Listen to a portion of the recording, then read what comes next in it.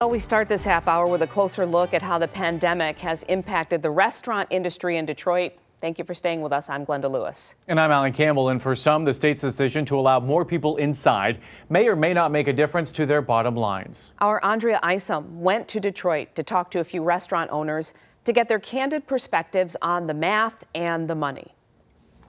Whenever Governor Whitmer takes to the podium to talk about changes in COVID restrictions, people are on pins and needles waiting to hear what she has to say. Most recently, take a look. Today, we are announcing that restaurants and bars can operate at 50% capacity. So what does this really mean for restaurants and eateries? Can everybody do this? Is it really going to make a difference? And when it comes to rebounding and making money, when will they see that cash? Well, I'm a partner here at Freya and Dragonfly, Chartreuse Kitchen and Cocktails, and I'm the proprietor of the Oakland. Sandy Levine has been in the restaurant and hospitality industry for decades across Metro Detroit.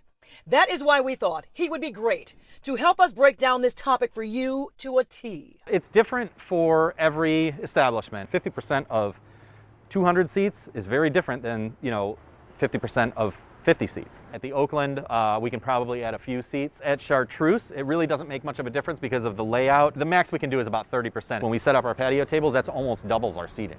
So it makes a really, really big difference to us getting closer to breaking even each week. Needless to say, Sandy cannot wait for the weather to stay wonderful. Some people have a huge parking lot. Other places have a huge dining room where 50% makes a huge difference because they can space tables out. The fact that it helps, this will help a lot of businesses is great. Like Baobab Fair in New Center, MAMBA HANISSI and his wife are the proud owners. We came as refugees and started a new life in the United States. This is our second week. They were supposed to open last May. However, the pandemic stalled their plans.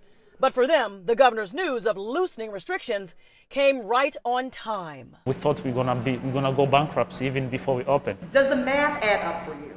Absolutely. Yeah, that's gonna 50% gonna help a lot because many people want to come and discover the culture and the food. Then I asked the gentleman if they'd given any thought about having more people being a concern for customers. We do worry about that, but that at least you have a choice. People are either comfortable in dining rooms or they aren't, and I completely respect that. As well as a big decision made by the leadership in the city of Detroit, which made both owners feel more comfortable because they and their teams have received COVID vaccines. That is a huge, huge help. That we have it and that we are a lot safer means a ton. For them, safety is above all else.